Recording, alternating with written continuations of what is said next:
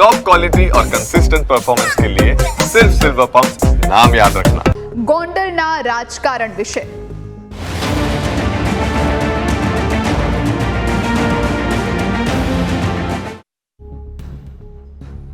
ગોંડલમાં ગુંડારાજ ખતમ કરવા હવે પાટીદારો મેદાને આવ્યા છે। પાટીદાર આગેવાન જિગીશા પટેલે નવી સમિતિની જાહેરાત કરી। ગોંડલ હિતરક્ષક સમિતિની જાહેરાત કરવામાં આવી છે। 31 ઓક્ટોબરે સરદાર પટેલની 150મી જન્મ જયંતિની ગોંડલમાં ઉજવણી કરવામાં આવશે। આ ઉજવણી માટે તમામ પાટીદાર ધારાસભ્યોને આમંત્રણ આપવામાં આવ્યું છે। આ સાથે ગોંડલને હજુ સુધી આઝાદીનો હક નથી મળ્યો તેવું પણ જિગીશા પટેલે કહ્યું છે। અમારી લડાઈ પાટીદાર સમાજ માટે નહીં પણ 18 વર્ણ માટે છે તેમ પણ જિગીશા પટેલનું કહેવું છે।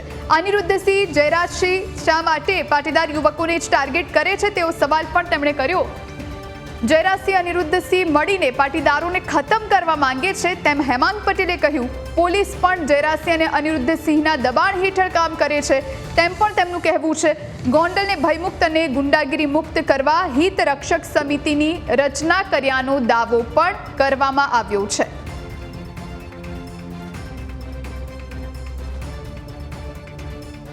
ગોંડલની અંદર જે લડાઈ લડવાની છે ને એ લડાઈ સરખી રીતે અને એક કહેવાય ને એક સાચી દિશામાં લડાઈ ને એના માટે થઈ અને અમે એક સમિતિનું નિર્માણ કર્યું છે ગોંડલ હિતરક્ષક સમિતિ, જેમાં ઘણા બધા નિર્ણયો હવે લેવામાં આવશે, સાથે રહીને લેવામાં આવશે અને નીડર અને જાબાદ જે યુવાનો છે જે કોઈનાથી ડરતા નથી અને જેને સમાજ માટે કંઈ કરવું છે ને એવા યુવાનો અમારી સાથે જોડાણા છે કે ગોંડલની અંદર આવતી 31 ઓક્ટોબર એટલે કે સરદાર વલ્લભભાઈ પટેલ જેની 150મી જન્મજયંતિ આવે છે એ દિવસે અમે એક ભવ્ય કાર્યક્રમ કરવા જઈ રહ્યા છીએ। અને સરદાર વલ્લભભાઈ પટેલ એટલે કે જેને 562 રજવાડા એક કર્યા હતા અને જેને ખરા અર્થમાં આપણને આઝાદી અપાવી હતી એવા સરદાર વલ્લભભાઈ પટેલની જ્યારે 150મી જન્મજયંતિ આવતી હોય અને એ જ સમયે અમે વિનુભાઈ સિંગાડા કે જેને આખા ગુજરાતની અંદર છોટે સરદાર તરીકે ઓળખવામાં આવે છે એ સ્વર્ગસ્થ વિનુભાઈ સિંગાડાની મૂર્તિનું જે પ્રતિષ્ઠા કરવાની છે એની ભૂમિપૂજનનો પણ એક કાર્યક્રમ રાખવાના છીએ। કે ફક્ત જયરાજસિંહ જાડેજા કે એના પરિવારને અમે ટાર્ગેટ નથી કરતા, જે પણ આજુબાજુના ગામમાં પણ અમુક ગુંડાઓ રહી છે।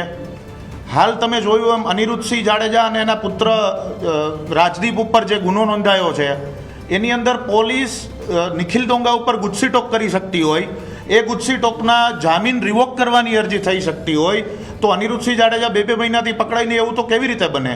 એટલે સવાલ તો ક્યાંક પોલીસ તંત્ર ઉપર પણ છે અને અનિરુદ્ધસિંહ અને જયરાજસિંહનું ક્યાંક ને ક્યાંક આમાં સંગઠિત કાવતરું હોય એવું અમને લાગે એટલે છે કે હંમેશા પાટીદાર સમાજનો જ ભોગ ગોંડલમાં બંને નેતાઓ લે છે। તો ગોંડલમાં ગુંડારાજ ખતમ કરવા માટે હવે પાટીદારો મેદાને આવ્યા છે અને જિગીશા પટેલને આપે સાંભળ્યા અને તે જે રીતે પાટીદારોના હિતની વાત કરી રહ્યા છે। આપણી સાથે પાટીદાર અગ્રણી ગોવિંદભાઈ ફોન લાઈન પર જોડાયા છે। ગોવિંદભાઈ, સ્વાગત છે આપનું ન્યૂઝ કેપિટલમાં। જે પ્રમાણે જિગીશા પટેલે એક સમિતિની જાહેરાત કરી છે, ગોંડલ હિતરક્ષક સમિતિ નામ આપવામાં આવ્યું છે અને સાથે તેમણે મોરચો માંડ્યો છે જે ગોંડલને બદનામ કરી રહ્યા છે તેવી વાત પણ કહેવામાં આવી છે અનિરુદ્ધસિંહ અને જયરાજસિંહ વિશે। સૌથી પહેલા તો આપની પ્રતિક્રિયા। હેલો, અવાજ મળે છે ગોવિંદભાઈ મારો? અવાજ મળે છે ને? જી ગોવિંદભાઈ, જે પ્રમાણે જિગીશા પટેલે અત્યારે પાટીદાર હિતરક્ષક સમિતિની રચના કરી અને જાહેરાત પણ કરવામાં આવી અને અનિરુદ્ધસિંહ અને જયરાજસિંહ પર સીધા પ્રહારો તેમણે કર્યા છે, પાટીદાર યુવકોને ટાર્ગેટ કરવામાં આવે છે એવી વાત પણ તેમણે કહી છે। સૌથી પહેલા આપની પ્રતિક્રિયા। આમાં બધું છે ને જિગીશાબેન બે બાજુ કંટ્રોલ નથી કરી શકતા અને પટેલને કોઈ ન્યાય આપી શકે એમ નથી।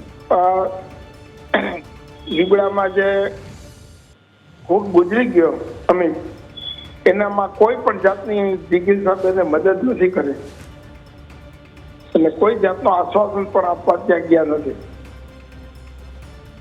હલો જી જી ગોવિંદભાઈ, એટલે ખાલી દેખાવને જિગીશાબેન તો ખાલી દેખાવ કરીને આ જે બધું નાટક છે એ ન કરવું જોઈએ। ખરેખર જે મુશ્કેલી પડી છે પટેલ સમાજને મોટી, એની ઘરે જે 2 શબ્દ કહેવાનો એને મોકો નથી મળ્યો ગામમાંથી।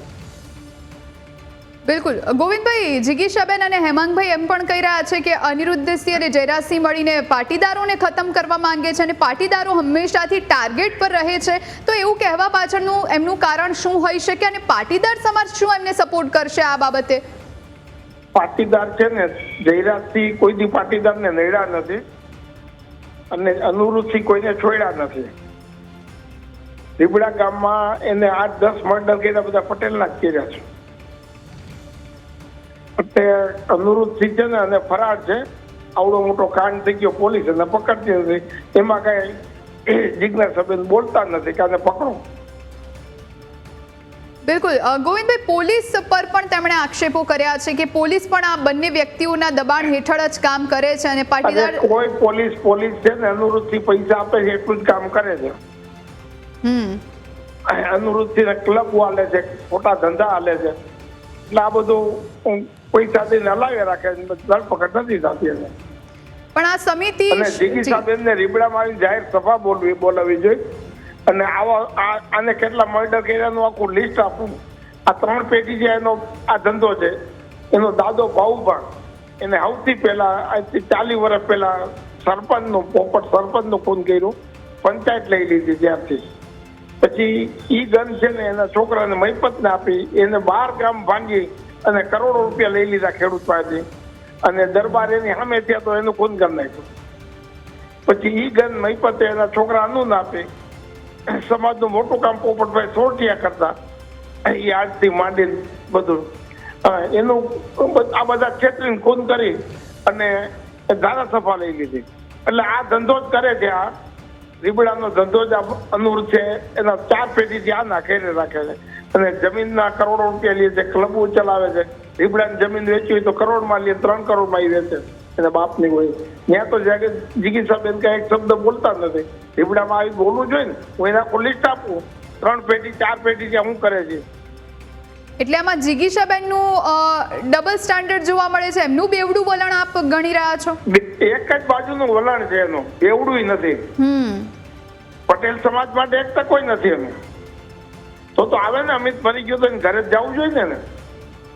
અમે એને માધ્યમ માટે 2-3 વખત કીધા. જિગીશાબેન મારી ઘરે આવી ગયા હતા અહીં જયારે મીટિંગ કરવી ત્યારે, પણ હવે એક પૈસો કામ કર્યું નહીં સમાજનું અને સમાજના બાને નીકળી પડે છે. તો પછી અત્યારે હવે પાટીદાર સમાજને સારું લગાડવા માટે હિત રક્ષક સમિતિની જાહેરાત કરી, એવું આપનું માનવું છે? હા, સારું લગાડવા માટે કરી છે, પણ એ કાંઈ સારું થશે નહીં.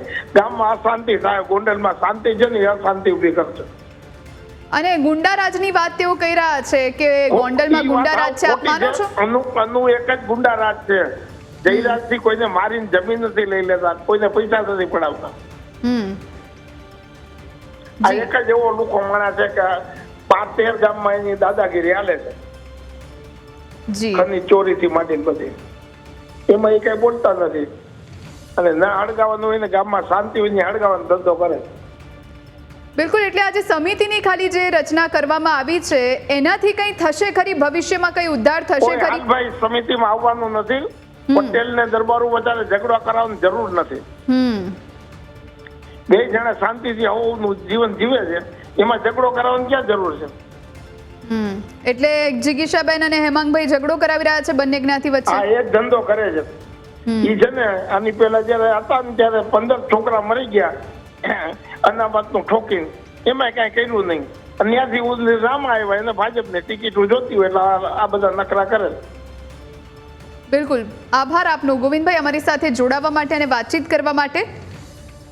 તો જે પ્રમાણે પાટીદાર અગ્રણી ગોવિંદભાઈ જેઓ જોડાયા અને તેમણે કહ્યું કે બંને સમાજ વચ્ચે ક્યાંક ફોડ પાડવાનું, ક્યાંક ઝઘડા કરાવવાનું કામ કરી રહ્યા છે અને જ્યારે ખરા અર્થમાં સમાજને જરૂર હતી ત્યારે જિગીશાબેન ક્યાં ગયા હતા એવા સવાલો પણ તેમણે પૂછ્યા છે અને કોઈ પણ સમાજનો તેમને સપોર્ટ નથી મળવાનો, પાટીદાર સમાજનો પણ સપોર્ટ નથી મળવાનો એવું પણ તેમનું માનવું છે.